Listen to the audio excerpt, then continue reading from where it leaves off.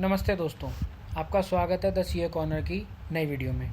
और हमारा आज का टॉपिक बहुत इंटरेस्टिंग रहने वाला है, जो कि है नील टैक्सेशन अप टू ₹12 लाख। देखिए, आजकल सोशल मीडिया और मार्केट में बहुत इजी एक कॉन्सेप्ट फैला हुआ है कि हमें 12 लाख तक की इनकम पर कोई टैक्स नहीं देना, कोई आईटीआर फाइल नहीं करनी, अपने एम्प्लॉयर को कुछ सबमिट नहीं करना, डॉक्यूमेंट्स वगैरह। यह सब देखिए, यह सब बिल्कुल गलत है।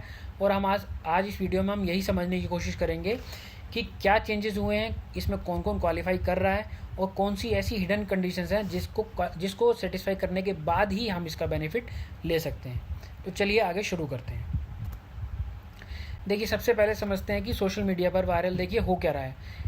मिसकंसेप्शंस ये हैं कि देखिए 12 लाख तक इनकम टैक्स बिल्कुल फ्री है, कोई टीडीएस नहीं कटेगा, कोई गवर्नमेंट ने इनकम टैक्स को पूरी तरह एग्जम्प्ट कर दिया है, 12 लाख तक आईटीआर फाइल करने की ज़रूरत नहीं है। यह सब गलत है।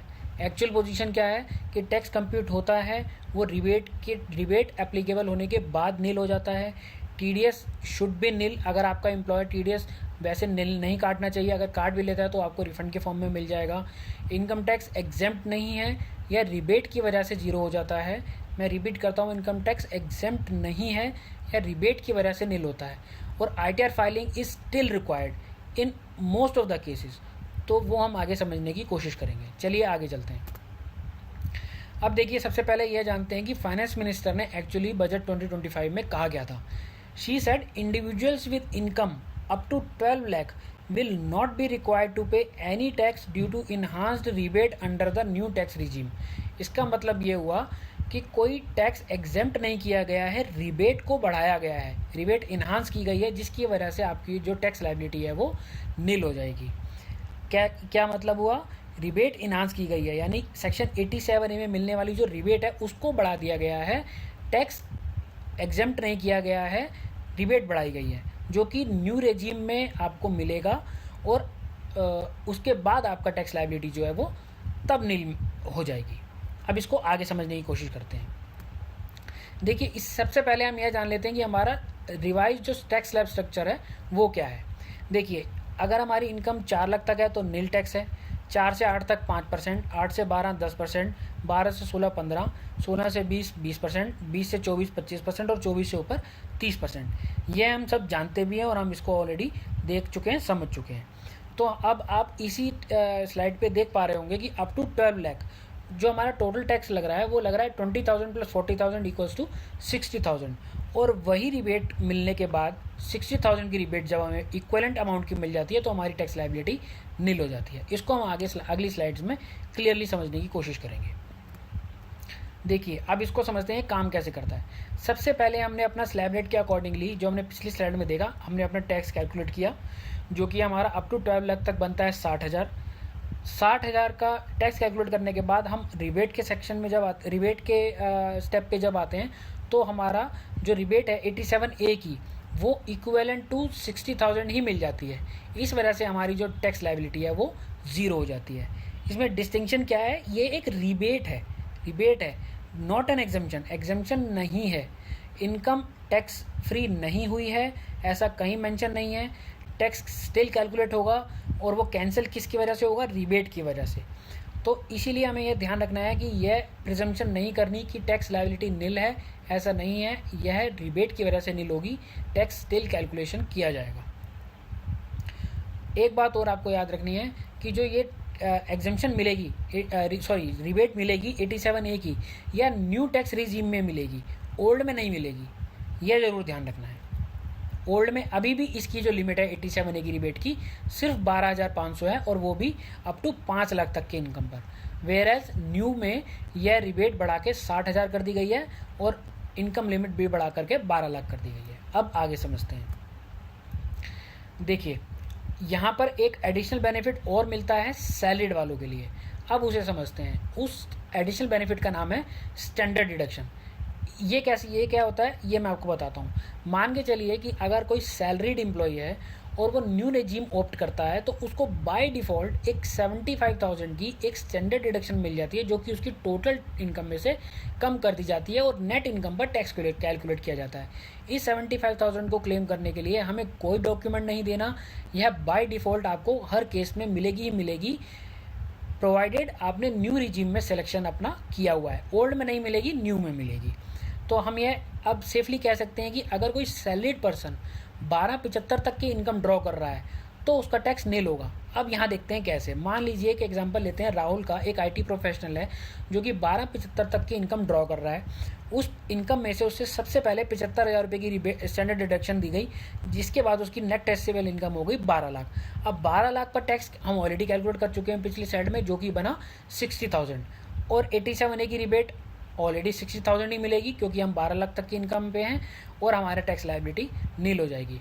तो अब हम यह सेफली प्रिज्यूम कर सकते हैं कि अगर कोई सैलरीड पर्सन न्यू रिजीम में है और 12,75 तक की इनकम ड्रॉ कर रहा है तो उसकी टैक्स लायबिलिटी नील हो जाएगी, एग्जेम्प्ट नहीं होगी, नील हो जाएगी ड्यू टू टू थिंग्स। पहला, स्टैंडर्ड डिडक्शन 75,000 की, और दूसरा 60,000 की 87A में मिलने वाली रिबेट। यह जरूर ध्यान रखना है। अब आगे चलते हैं। अब देखिए, यहाँ एक नया कॉन्सेप्ट है जो हमें एक अच्छे से समझ लेना चाहिए और ये हमारे बहुत काम भी आता है, वो होता है मार्जिनल रिलीफ। अब देखिए, कई केसेस में हमारे ये माइंड में क्वेश्चन आ सकता है कि मान लीजिए अगर हमारी इनकम 12 लाख से स्लाइटली इंक्रीज़ कर जाए, 12,10,000 हो जाए मान लीजिए, तो क्या हमें कोई रिबेट नहीं मिलेगी, कोई एग्जेम्पशन नहीं मिलेगी? नहीं, ऐसा नहीं है। मार्जिनल रिलीफ यही इंश्योर करती है कि जो टैक्स पेबल है that does not exceed the income earned beyond 12 lakh. Without this, earning just ₹1 extra above ₹12 lakh could trigger a disproportionate tax jump. वो समझते हैं। देखिए, इसका मतलब ये हुआ कि 12 लाख तक हमें इनकम मिल रही है तो हमारी 60,000 की टैक्स लायबिलिटी निकल रही है, 60,000 की रिबेट क्लेम कर रहे हैं, टैक्स जीरो हो जा रहा है। अगर हमारी इनकम लेवल 12,10,000 हो गई तो हमारी 12,10 से ऊपर आने के बाद में हम 87A की रिबेट में तो आ नहीं पाएंगे। बट उसकी वजह से क्या होगा, क्या हमें पूरा 61,500 रुपीज़ का टैक्स देना पड़ जाएगा क्या? ऐसा नहीं है, हमें रिबेट अभी भी मिलेगी और हमारी जो टैक्स कैलकुलेट किया जाएगा, टैक्स लायबिलिटी आएगी, वो सिर्फ उतने अमाउंट से आएगी जितने अमाउंट से हमारी इनकम 12 लाख से इंक्रीज़ कर रही है। यानी सिर्फ 10,000 रुपये हमें टैक्स देना पड़ेगा, पूरा 61,500 नहीं देना पड़ेगा। यही मार्जिनल रिलीफ होता है। बट इसका मतलब यह नहीं है कि आपकी इनकम मान लीजिए कुछ हाईली बढ़ गई, मान लीजिए 13 लाख रुपए हो गई, उस केस में आपकी जो क्रॉस टैक्स लायबिलिटी है वो 75,000 हो जाएगी। तो क्या तब भी रिबेट मिलेगी? नहीं, तब नहीं मिलेगी, क्योंकि देखिए मैक्सिमम रिबेट ही आपकी जो है वो 60,000 की है। तो इससे ज़्यादा रिबेट तो आप इन एनी केस कैलकुलेट मतलब क्लेम नहीं कर पाएंगे।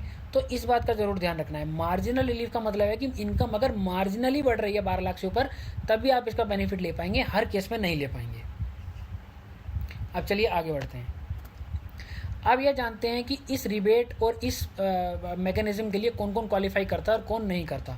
देखिए, सबसे पहले सैलरीड एम्प्लॉय ऑलरेडी हम डिस्कस कर चुके हैं, क्वालिफाई करते हैं up to the extent of 12,75,000 रुपये तक की इनकम, उनको टैक्स नील है। सेकेंडली, बिजनेस कोई बिजनेसमैन है, प्रोफेशनल है, तो वो भी इस पर क्वालिफाई करते हैं, उनकी भी 12 लाख रुपये तक की इनकम पर टैक्स लायबिलिटी नील हो जाएगी। कोई फ्रीलांसर हैं तो उनको भी वो भी क्वालिफाई करते हैं, उनको भी नील टैक्स लायबिलिटी हो जाएगी। कैपिटल गेंस, अगर शॉर्ट टर्म या लॉन्ग टर्म कोई भी नेचर का कैपिटल गेन आपका शेयर्स की ट्रांजैक्शंस पर या कोई प्रॉपर्टी की ट्रांजैक्शंस पर या किसी और रीजन से कैपिटल गेन कैलकुलेट अगर आपके ऊपर में आपकी इनकम में एक कंपोनेंट है, तो यह मान के चलेगा कि स्पेशल रेट्स की इनकम जो है वो एक्सक्लूड की जाती है रिबेट देने से।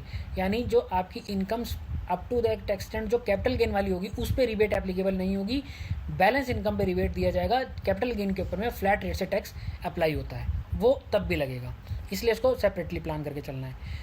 एनआरआईज क्वालिफाई नहीं करते 87A की रिबेट के लिए, और ना ही कोई कंपनी या फर्म क्वालिफाई करती है। आई होप ये आपको क्लियर हो गया होगा। अब आगे चलते हैं। अब एक बारी कंपैरिजन समझते हैं कि ओल्ड रिजीम और न्यू रिजीम में क्या डिफरेंसेस हैं। देखिए, सबसे बड़ा डिफरेंस है सेक्शन 87A में मिलने वाली रिबेट का, जो कि ओल्ड रिजीम में मिलती है 12,500 और वो भी अप टू 5 लाख तक की इनकम पे। न्यू रिजीम में यह बढ़ के 60,000 रुपये कर दी गई है और इनकम का लेवल भी बढ़ा करके 12 लाख कर दिया गया है। स्टैंडर्ड डिडक्शन ओल्ड में 50,000 मिलती है, न्यू में 75 मिलती है। चैप्टर 6A की मिलने वाली डिडक्शन जैसे कि LIC, ATC वगैरह में जो मिलती थी हमें, LIC और ये सब चीज़ें हमें 5 ईयर्स की FD वगैरह, वो ATD की हमारी मिलने वाली मेडिक्लेम, ATG में जो हमारा जो हम डिडक्शंस क्लेम करते थे वो ओल्ड रिजीम में मिलती है, न्यू में नहीं मिलती। HRA की एग्जम्पशन भी हमको ओल्ड में मिलती है, न्यू में नहीं मिलती। होम लोन इंटरेस्ट भी सिमिलरली ओल्ड में मिलेगा, न्यू में नहीं मिलेगा। जो नील टैक्स की थ्रेशोल्ड है वो ओल्ड में 5 लाख तक है, जैसे कि आप देख पा रहे हैं 5 लाख पर हमारा टैक्स बनेगा 12,500, तो उतने भर की रिबेट मिलेगी तो हमारा नील हो जाएगा।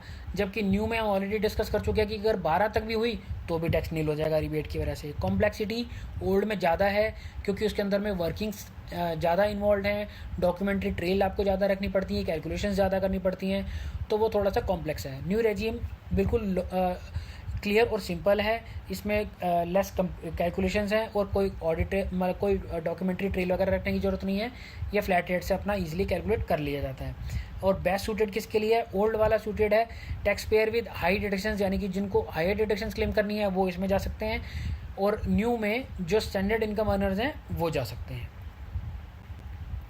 अब आगे समझते हैं।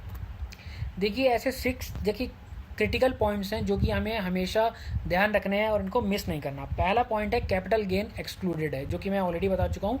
शॉर्ट टर्म या लॉन्ग टर्म 15 और 20% वाइस वर्सा इस पे एप्लीकेबल जो भी टैक्स का रेट रहता है, यह आउटसाइड द रिबेट एरिया है, यानी इस पर कोई रिबेट नहीं मिलेगी और आपको टैक्स देना ही पड़ेगा।